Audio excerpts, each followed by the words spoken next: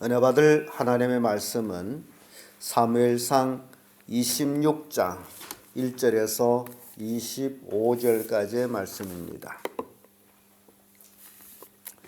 사무엘상 26장 1절에서 끝절까지의 말씀 찾으셨으면 교독합니다. 제가 먼저 있습니다. 10사람이 기브에 와서 사울에게 이르러 가로되 다윗이 광야 앞 하길라 산에 숨지 아니하였나이까. 사울이 일어나 시황에서 다윗을 찾으려고 이스라엘에서 택한 사람 앞에 시황으로 내려가서 광야 앞 하길라 산길에서 진친이라. 다윗이 항무지에 있더니 사울이 자기를 따라 황무지로 들어옴을 깨닫고 이에 다윗을 보내어 사울이 과연 이르는지 알고 일어나 사울이 진친 곳에 이르러 사울과 네리 아들 군대장관 아브넬이 요하는 곳을 본즉 사울이 진 가운데 누웠고 백성은 그를 둘러 진쳤더라. 이에 다윗이 벳사람 아히멜렉과 시아의 아들 요압이하고 아비새에 물어가로되 누가 나로 집에 데려가서 사울의 집에 있느냐. 아비새가 가로되 내가 함께 가겠나이다. 다윗과 아비새가 밤에 그 백성에게 나아가 본즉 사울이 진 가운데 누워 자고 창은 머리 곁에 땅에 꽂혔고 아브넬과 백성들은 그를 둘러 누웠는지라. 아비새가 다윗에게 이르되 하나님이 몰라 상식이 옷을 주시지 주셨나이다. 그러므로 주만인 나를 적으로 불러서 주소니 전리하게 하소서. 내가 그를 부르시겠나이다. 다윗이 아비새에게 이르되 죽이지 말라. 누구든지 손을 들어 여호와의 기름 부음 받은 자를 치면 죄가 없겠느냐. 또 가로되 여호와께서 하시거니와 여호와께서는 그를 죽이니 혹 죽을 날이 이르거나 혹 그 땅에 들어가서 망하리라.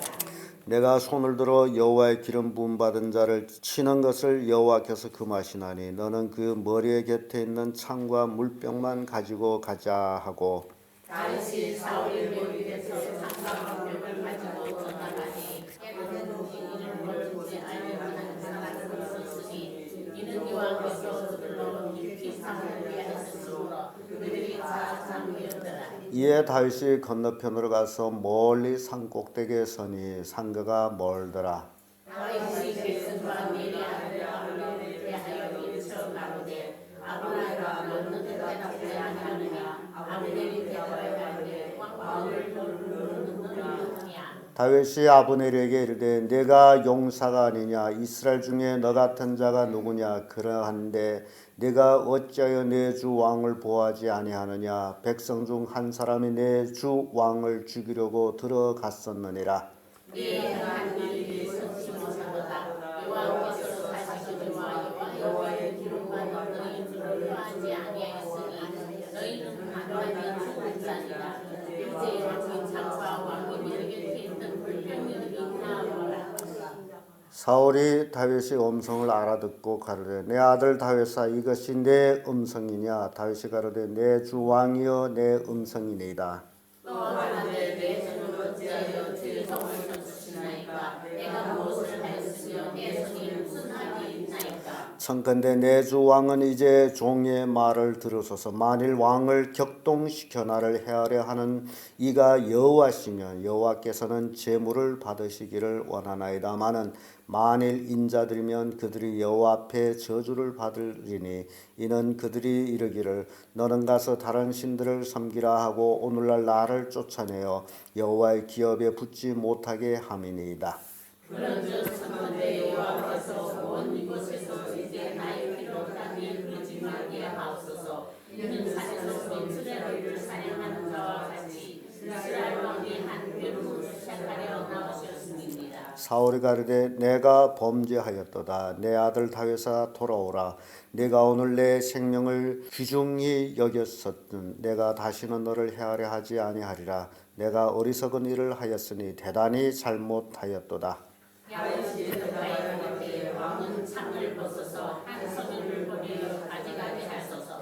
여호와께서 각 사람에게 그 의와 신실을 갚으시리니 이는 여호와께서 오늘날 왕을 내 손에 붙이셨으되 나는 손을 들어 여호와의 기름 부음 받은 자 치기를 원치 아니하였습니다. 오늘날 왕의 세례가 진정인 것 같이 내 짐을 여호와께서 숨기게 주소서. 모든 환난에서 나를 구하여 주시기를 바랍니다. 다 같이 사울이 다윗에게 이르되 내 아들 다윗아 내가 복이 있을지로다. 내가 큰 일을 행하겠고 반드시 승리를 얻으리라 하니라. 다윗은 자기 길로 가고 사울은 자기 곳으로 돌아가니라. 아멘. 이 말씀으로 하나님 앞에서 망할 자, 이런 제목으로 말씀을 나누겠습니다. 다윗은 아비가일이 그 말처럼 하나님의 싸움을 싸우고 있습니다. 그러므로 다윗은 절대로 악에 대해서 악으로 갚지 아니하고 선으로 이기는 그 모습을 우리가 봅니다. 악을 악으로 갚는 것은 육신적인 것이고, 그래서 악을 선으로 이기는 것은 하나님의 하시는 성령의 역사입니다. 다윗은 악한 사울을 악으로 대처한 것이 아니라 선으로 그를 철저하게 무너뜨리는 모습을 우리가 봅니다. 그래서 아무리 악한 자가 많고 날뛸지라도 선을 행하는 자는 결과적으로 이긴다라는 것을 보여주고 있는데요. 그래서 오늘 하나님의 말씀 보게 되면요, 하나님 앞에서 망할 자가 어떤 자들이냐? 하나님 앞에서 망할 자가 그 첫째는 때가 되면 망한다라는 겁니다. 언제 망한다고요? 그래서 그 때를 선을 행하는 자는 어떻게 해야 됩니까? 기다려야 되는 거죠. 그 때를 기다리는 것이 힘들고 어렵고 고달퍼도 어떻게 해야 됩니까? 기다려야 됩니다. 이게 선과 악의 싸움에 대해서 이렇게 말씀하고 있습니다. 잠언 24장 1절에 보면 너는 악인의 형통함을 부러워하지 말며 그와 함께 있기도 원하지 말지니라 라는 말씀이 있습니다. 이렇게 악인들은 살펴보면 굉장히 형통해 보입니다. 잘 돼 보입니다. 또 잘 되고 권세도 부리고 낙을 누리는 것 같습니다. 그러나 그 때를 기다려보면 그 결과가 어떻다는 거예요? 망한다라는 겁니다. 이게 악인은 때가 되면 어떻다? 망한다. 이 사울은 이스라엘 왕이지만은 그는 악한 왕이나 다름없어요. 다윗을 하나 잡아 없애려고 군사 3,000여나라 인솔하고 10 황무지로 내려옵니다. 이 10 사람들이 굉장히 나쁜 사람들이 늘 다윗을 고소해요. 처음에 고소해서 다윗을 죽이지 못함으로 이제 자기들은 다윗에게 이제 눈에 난 자들이라고 생각하고 다윗을 죽이려고 애를 쓰고 있는데 결국 사울은 이 10 사람들이 다윗이 여기에 있습니다라는 말을 듣고 군사 3,000명을 거느리고 다윗을 잡으러 옵니다. 다윗은 사울에게 하는 말같이 왜 사냥꾼이 벼르게 하나 찾듯이 찾냐고 그렇게 할 정도로 자기를 아주 낮춰 얘기합니다. 그래서 다윗은 사울이 10 황무지에 들어온 것을 정탐꾼을 보내서 알고, 그리고 다윗은 그 사울의 진영으로 이제 아비새의 아들과 같이 들어갑니다. 다윗이 얼마나 용맹한지 몰라요. 왜 이런 용맹이 다윗에게 있겠느냐 하는 것은 다윗은 하나님의 싸움을 싸고 있다라는 사실이에요. 자기를 위한 싸움이 아니에요. 사울 왕은 백성이 원해서 기름 부어서 왕으로 세웠다면 다윗은 하나님이 원해서 세운 왕이에요. 이게 차이가 납니다. 똑같이 왕이지만은 사울은 백성들이 원성이 우리에게 왕을 주소서 해서 백성들이 마음에 맞는 키가 크고 잘생긴 사울을 왕으로 주었어요. 그러나 다윗은 하나님이 원해서 어린 소녀일 때에 기름 부어서 왕으로 세웠어요. 이게 차이가 납니다. 그래서 다윗은 사울에게 쫓겨다니는 것은 하나님의 선한 싸움을 싸우는 것이다. 그래서 다윗은 용맹하게 사울의 진영으로 들어가는데 아비새 아들 2 사람이 3,000 군사를 거느린 그 진영으로 들어간다. 이게 살자고 들어가는 겁니까? 그래서 이게 믿음이라는 거예요. 들어가 봤더니 하나님께서 다윗에게 형통한 길을 열어줘서 온 군사들이 아주 오는 길에 피곤했나 봐요. 폭 자버렸어. 보초꾼이고 뭐고 경요원이고 뭐고 폭 자버려. 다윗이 들어가 봤더니 사울도 자. 백성들 중앙에서 자요. 창이 머리 옆에 꽂혀 있고 물병이 있고 아비새가 내 한 창에 꿰뚫러 죽이겠다고. 그때 다윗이 죽이라 합니까? 죽이지 말라. 하나님의 기름 부음 받은 자를 죽이면 안 된다. 그리고 우리가 그 옆에 있는 네가 그 창과 물병만 가지고 가자. 그래서 창과 물병만 가지고 가. 창은 무기죠.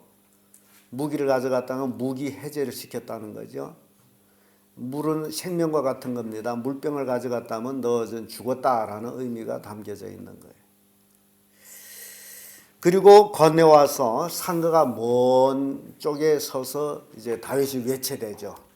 이스라엘 군사들에게 외치고 아브넬에게 외치고. 그래서 여기서 하나님 앞에서 망할 자 두 번째가 누구냐? 직무에 태만한 자가 망한다. 여러분, 우리는 하나님께로부터 부름받아 예수 그리스도를 믿어서 뭐가 됐습니까? 하나님의 자녀들이 됐는데 우리들에게 각자의 직무가 있습니다.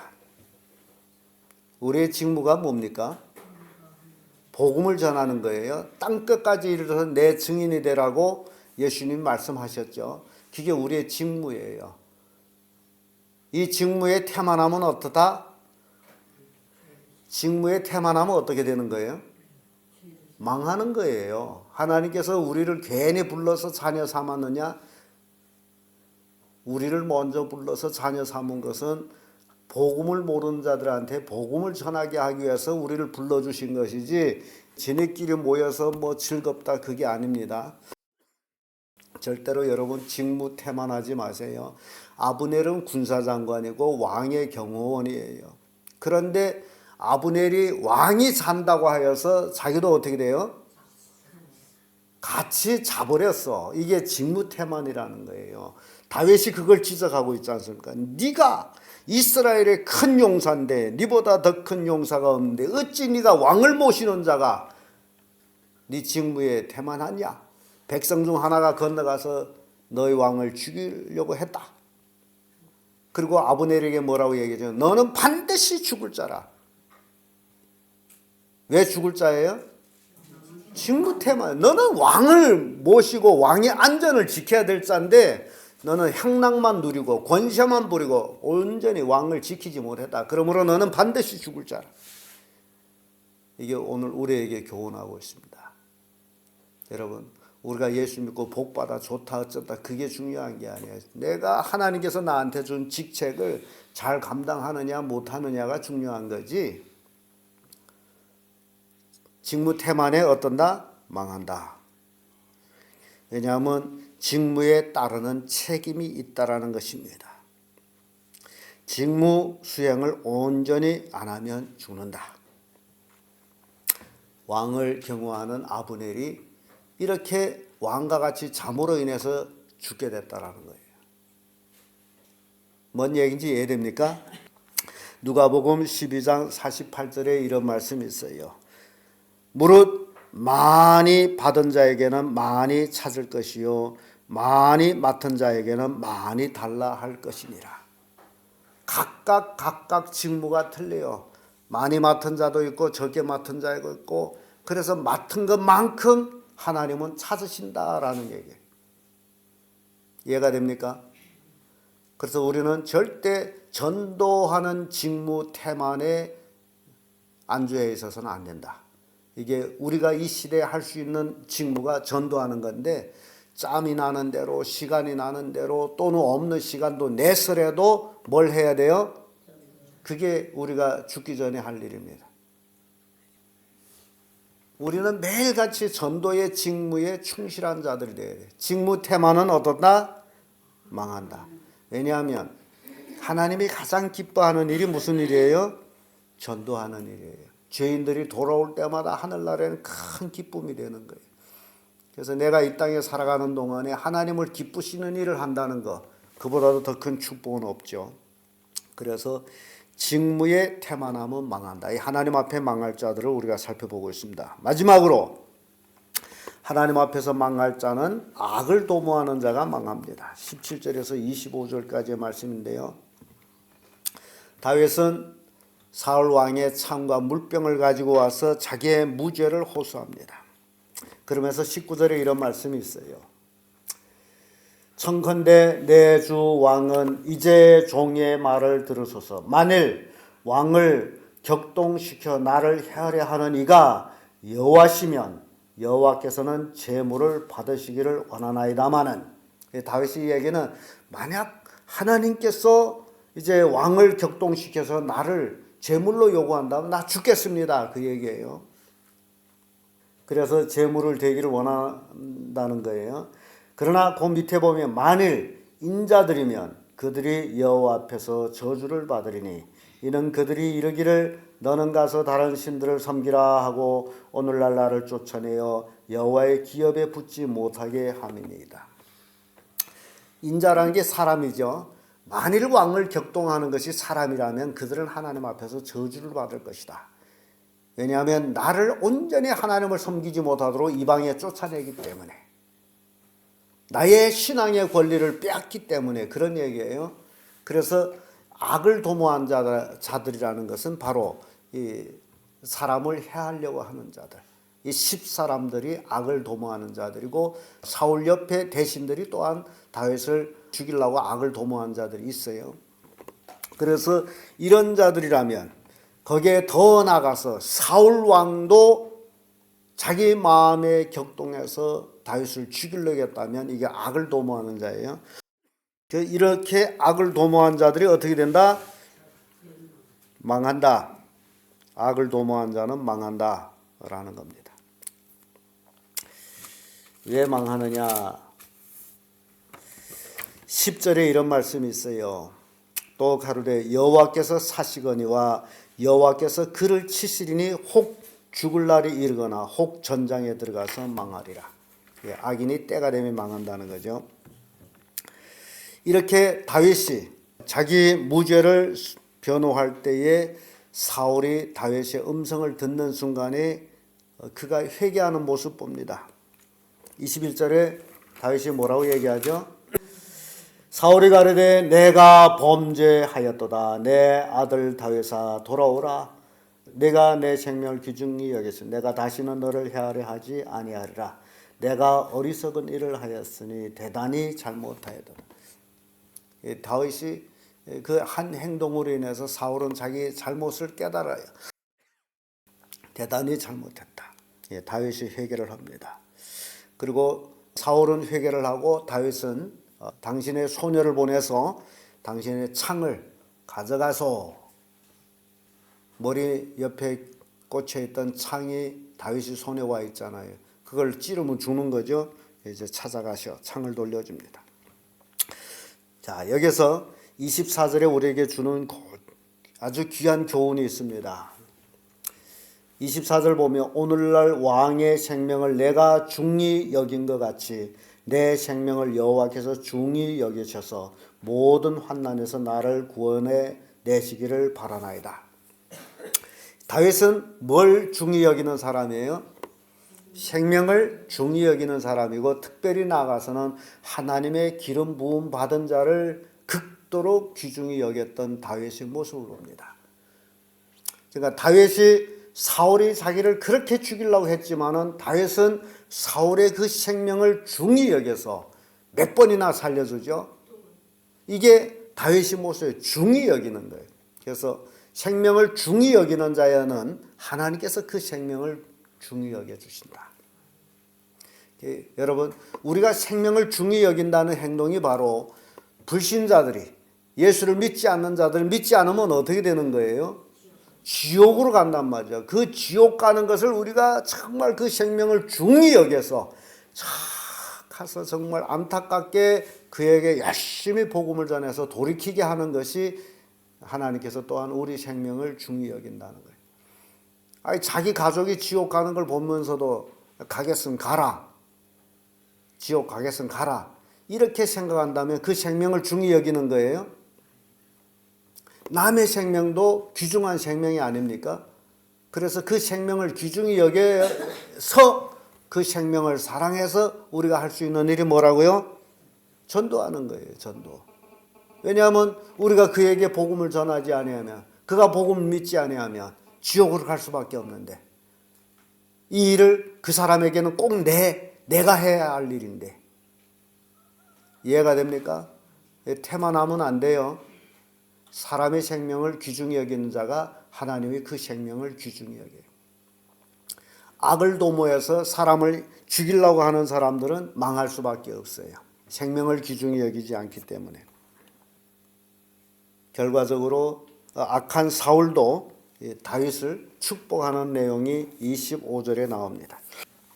사울이 다윗에게 이르되 내 아들 다윗아 내게 복이 있을지로다. 내가 큰 일을 행하겠고 반드시 승리를 얻으리라. 큰 일을 행할 것이고 반드시 승리할 것이다. 이게 사울 왕이 자기 적수 다윗에게 한 축복이에요. 다윗은 축복을 받을 만한 그런 삶을 살았습니다. 자, 이러보건대 이 땅에서 복을 받고 화를 받는 것은 우연한 일이 아니라 그가 어떤 삶을 살아왔느냐의 결과라는 사실이에요. 여러분, 우리는 예수 믿고 하나님의 자녀들이 된 자들입니다. 그러므로 우리가 이 땅에 살아갈 때에 복음 전하는 직무를 태만할 수 없고 생명을 귀히 여겨서 열심히 전도해서 하나님 앞에 기쁨이 되는 삶, 그래서 이 땅에 복을 누리는 그런 성도를 되기를 바랍니다. 하나님 앞에 망하는 자들은 바로 때가 되면 망하게 될 것이에요. 우리는 그 악인의 형통함을 부러워할 필요도 없고, 다만 그 때를 우리는 인내하면 기다리면 망할 자는 망합니다. 우리는 온전히 내 직무에 충실하게 임하여서 하나님께 영광이 되는 삶만 살면 됩니다. 이것이 우리가 오늘 이 본문의 말씀을 통해서 교훈받는 거예요. 열심히 전도하는 성도들 되기를 축복합니다.